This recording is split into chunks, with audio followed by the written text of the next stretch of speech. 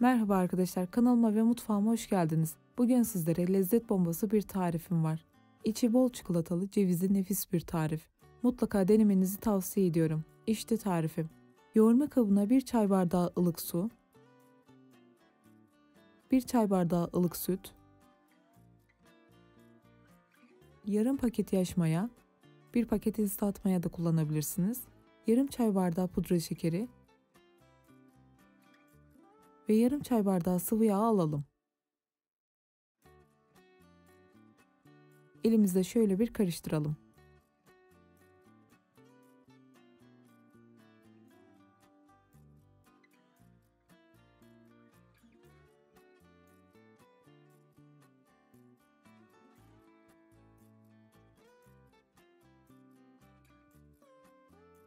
Daha sonra üzerine 1 tane yumurtayı ilave edip tekrar karıştıralım.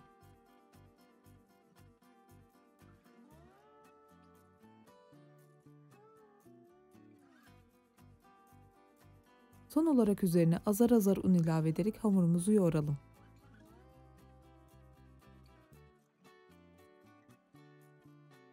Hafif ele yapışan bir hamur elde edelim. Toplamda 4 su bardağı un kullandım. Lütfen sizler de kontrollü ekleyin.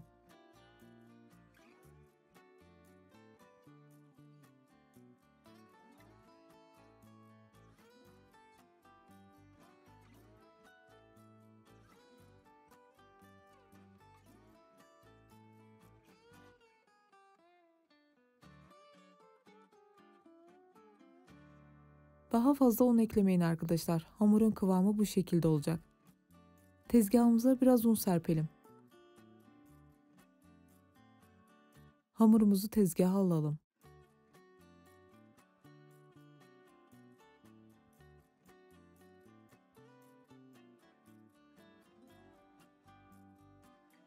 Güzelce yoğuralım.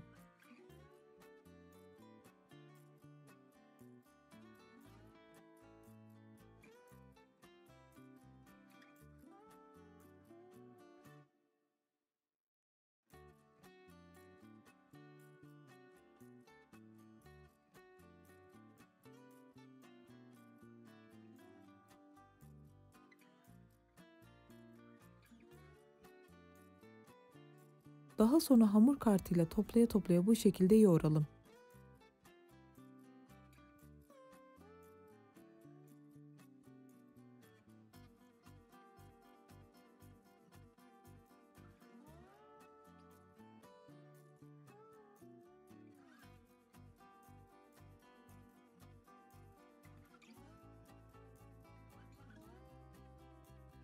Evet arkadaşlar, hamurumuzu yoğurduk. Hamurumuzu yoğurma kabına alalım.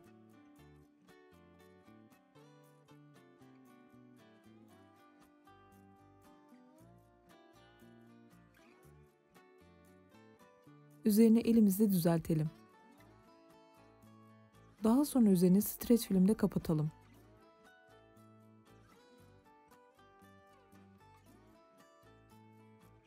Temiz bir bez örterek mayalanmaya bırakalım.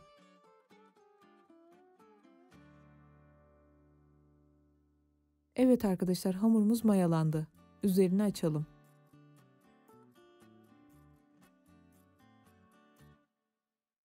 Hamurumuzun havasını alalım.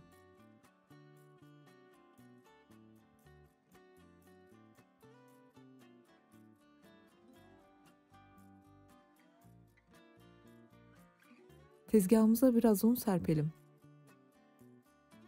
Hamurumuzu tezgaha alalım.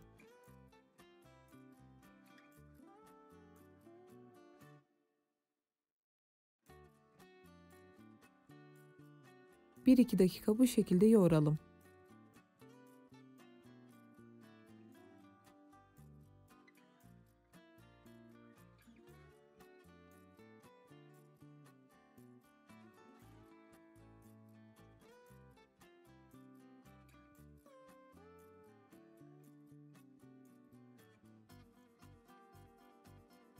Tezgahımıza biraz un serpelim. 2 eşit parçaya keselim. Hamurumuzu kenara alalım. Diğer hamurumuzu rulo şeklinde uzatalım.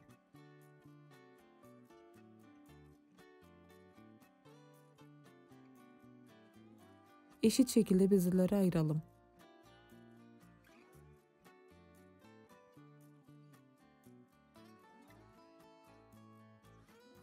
Daha sonra elimizde yuvarlayalım.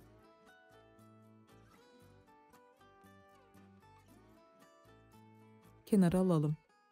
Diğer bezelerimizi de aynı şekilde hazırlayalım.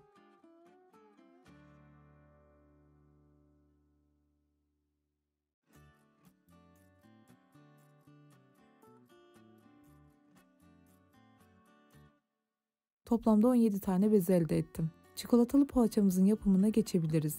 Bezemizin birini alalım. Elimizde çay tabağı büyüklüğünde açalım.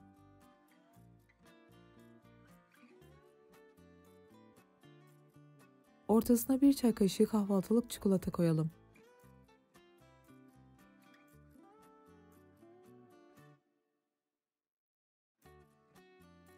Ağız kısmını kapatalım.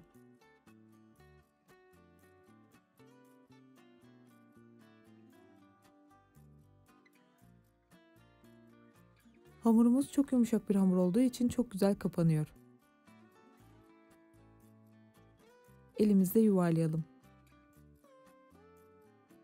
Yağlı kağıt serdiğimiz fırın kabımızı alalım. Ben bu tarifte kelepçeli kalıp kullandım. Diğer bezelerimizi de aynı şekilde hazırlayalım.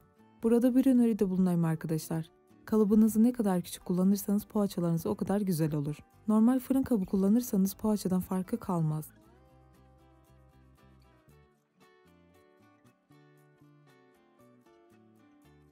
Evet arkadaşlar, çikolatalı poğaçalarımızı tamamladık. Üzerine temiz bir bez örterek 15 dakika mayalandıralım. Evet arkadaşlar, poğaçalarımız mayalandı. Üzerini açalım. Poğaçalarımızın üzerine sürmek için bir tane yumurta sarısının üzerine 3 tatlı kaşığı süt ekleyip karıştıralım.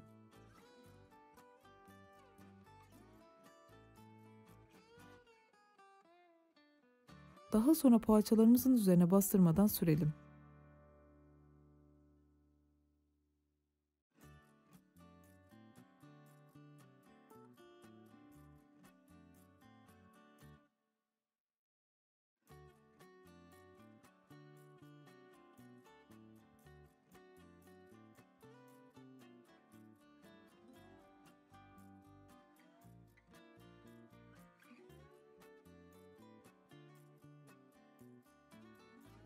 Son olarak üzerlerine ceviz parçaları koyalım.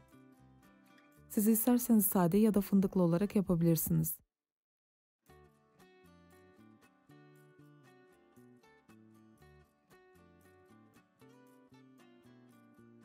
Evet arkadaşlar, çikolatalı poğaçalarımız pişmeye hazır. Önceden ısıttığımız 180 derecelik fırında kontrollü pişirelim.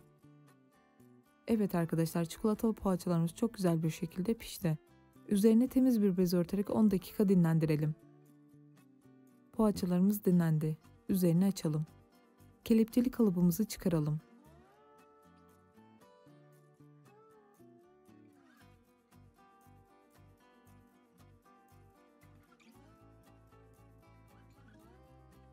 Servis tabağına aldıktan sonra üzerine isteğe bağlı olarak pudra şekeri serpelim.